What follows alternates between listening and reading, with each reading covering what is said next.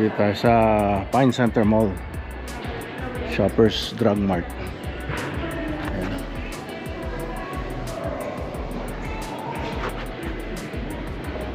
Stores.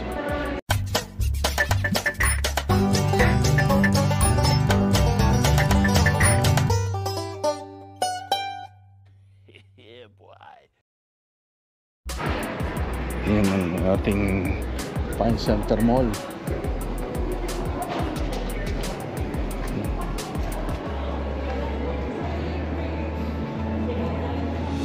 Tahimik, wala masyadong tao. Guys, the coffee is taking forever. Ito muna tayo. Kaya tayo dito sa mall. Hintay natin ito eh. Tagal. Binro pa ata. Ang init eh. Black. Poutine. Canadian food. Original from Canada. Poutine, no? Sarap po. With cheese. Saka gravy. Yan.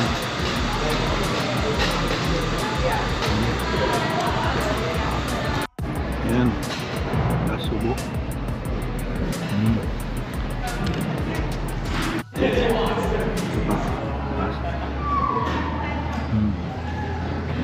Ang cheese.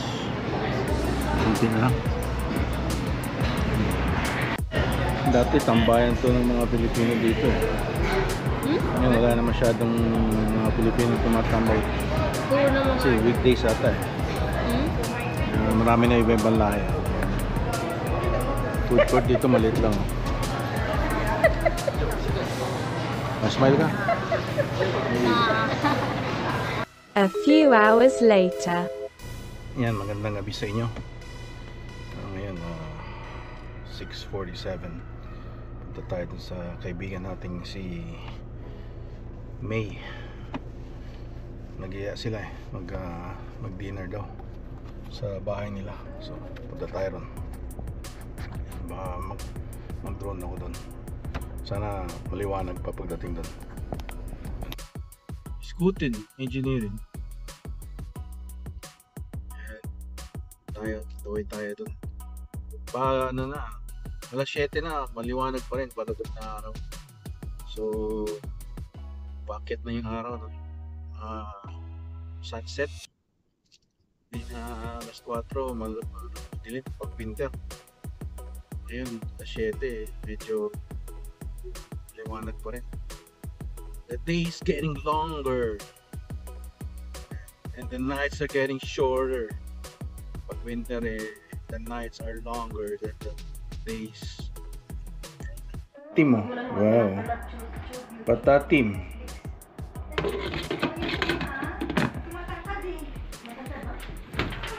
Iya.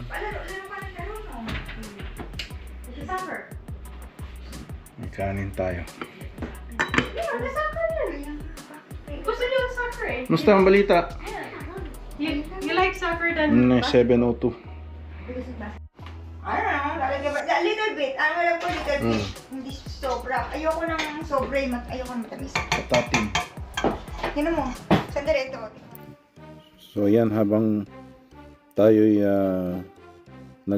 kumakain dyan ay hinihintay natin sila, bumili sila ng kanilang wine. At habang hinihintay ko sila, nag-decide ako na lumabas at magpalipad ng drone. Yan. Ito ang sa tabing bundok sila nakatira. Mountain. Karamihan maraming mga bears dito sa place na to eh.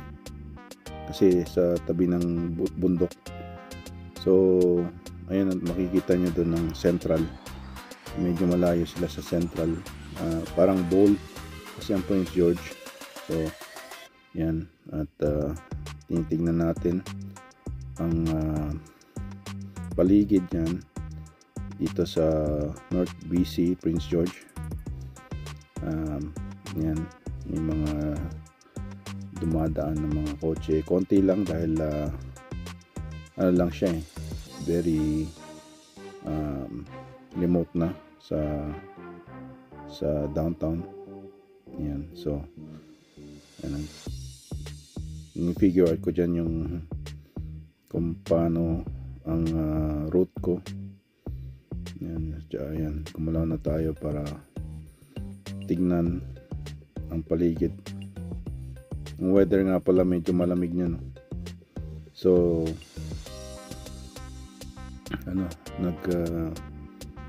punta tayo dyan sa mga kapitbahay nila. May snow pa rin, marami pa rin snow ngayong March. Malamig pa rin ngayon nung nag-fly ako ng drone. So yung kamay ko yung nilalamig. So mga siguro +2 ganyan. Pero yung hangin kasi medyo malamig pagka malapit ka na sa outside ng downtown o ng bowl na sinasabi nila, ramdaman mo talaga yung lamig. Tsaka yung makikita nyo yung river niyan is ano pa rin, may mga ice pa rin talaga, kaya malamig pagka humahangin. So yan buhay natin sa Canada, trabaho, bahay. Tapos pag kami nagyaya ng mga kaibigan, saka lang pupunta, kailangan i-set nyo pa dahil lahat busy naman. Kailangan matapat sa hindi busy din yung schedule mo. So yan, at nagsama-sama kahit minsan lang, at nakakuha din ako ng drone shots doon malapit sa bahay nila. Ito yung sa bandang north nila. Yan. Tapos sa tabi yung bundok. Yan. Naglanding na tayo. Tsaka nga pala yung mga times na ganito na-miss ko ang Pilipinas. Ang weather. Lalo na yung kapaskuhan sa Pilipinas. More than 30 years na ako hindi nakapagpasko sa Pilipinas, sa bagong taon. Naalala ko tuloy yung pagka yung mga bandang kapaskuhan to New Year's, lalabas ka, pagbalik mo sa bahay, pag ginalaw mo yung ilong mo, maitim dahil sa usok pa pag may mga paputok sa labas. Ewan ko kung ganun pa rin ngayon. Alala ko yung mga kanyon na sa bamboo ginagawa, nilalagyan ng parang gas, tapos isindihan, boom, tapos yung parang mga cook na pinagdikit-dikit na, tapos i-shake mo, sa lagyan mo ng propane na tayon sa lighter, fuel, tapos sindihan, puputok din. Yun yung mga nami-miss ko dun, yung mga dating, pero pinagbawal na yun ng panahon ni Duterte, I think. So ngayon balik na naman daw yung mga paputok, tsaka laganap na naman ng mga droga, yung mga krimen, I guess. So sana matunton na ng atensyon yung mga ganun sa sa pamumuhay sa Pilipinas para magliligtas sa mga mamayang Pilipino at sa mga bata sa future generations. Yan. Dito sa Canada, maganda tignan yung sa video, sa pictures, pero nakakalungkot din. Yan. So yan, naglanding na tayo at dumating na sila niyan at that time. So nagano lang ako, hintay lang ako ng maglanding. So yan yung sa other side naman, pumunta ako sa bandang river, pero hindi ko tinubos na lumayo ang drone kasi naubos na yung battery power niyan, nasa mga 8 minutes na lang ata. So inano ko lang ng sandali, pinalipad ko lang ng sandali. Tsaka yan, tinignan ko rin yung sa other side, yung may mga pine trees sa bundok. Kasi baka makakita tayo ng Bigfoot or something like that, or bear. Kaya nagana lang tayo, curious lang tayo kung anong mga nandyan. Ayan, naglanding na yung mga tao niyan. Ayan. So, yun. Kailangan talaga pag sa buhay Canada, i-occupy mo yung mga time mo para hindi ka maburyo sa mga gawain dito. Ayan. Nag-pack up na tayo niyan. Hindi raw. Yung dalawa nag-inuman, no? Tapos nilagyan pa nila ng, ano ba yan, grapes? Grapes na nga. Lagyan pa ng grapes. Mahilig sila sa mga bilog eh. Yung mga bilog. Ayan. The next day. Magandang Wednesday morning. Gas is 159.9. So $1.59, $1.60 per liter. Ayan, sabihan natin. Kasi nilalagay nila noon 159.9, parang $159.90 per liter. Ang gulo eh, no? Ayan, so punta tayo ng sa storage para mag-inventory bago daw gumawa ng mga service calls. Kailangan nakabalance yung inventory natin. Yan, so it'll take a couple hours para magbilang tayo ng mga inventory. Yan, trunk stock. Yan.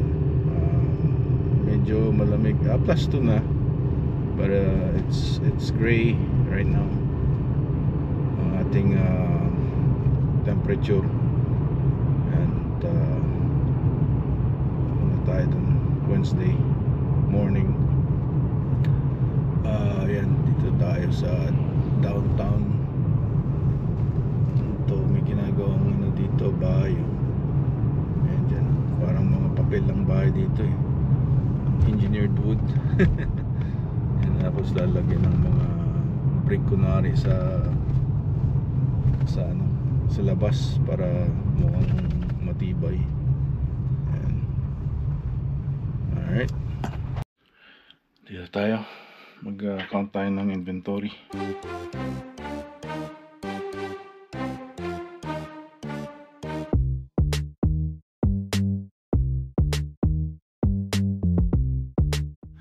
Yan, patapos na tayo. Like ini-input lang natin kung ilan ang mga bilang. Yan. Kailangan ko ng ruler para mag-straight. Yan. 102. Pieceboard 1. Yan, ganyan lang. Nakasuot kami ng move up namin para kasi uniform band kami ngayon. Hindi namin sinusuot yung uniform dahil may strike kami. Yan, buhay Canada, mamimiss mo lahat ng mga sa Pilipinas, no? Yung Pasko sa Pilipinas. I haven't had the pagpasko do sa Pilipinas, hindi ko na experience since umalis kami. So, and then every time na ano naman, yun yung pinaka busy na travel pagka sa throughout the year. At saka yun ang pinakamahal. But after 26 I think, or during Christmas Day, biglang bababa yung presyo ng airline, no? Ng airline ticket. So April nga pala, from Canada to the Philippines, meron ng Air Canada at saka Philippine Airlines. Pero syempre tangkilikin pa rin natin yung Philippine Airlines. Pero maganda rin dahil yun nga, at nagkaroon ng competition ng Philippine Airlines. So competition makes it better for the consumers kasi bababa ang presyo ng mga ang fare kung gano'n, may competition, no? Para it's better for the consumers. Yan, ayos. Yan na muna ating vlog. See you next vlog.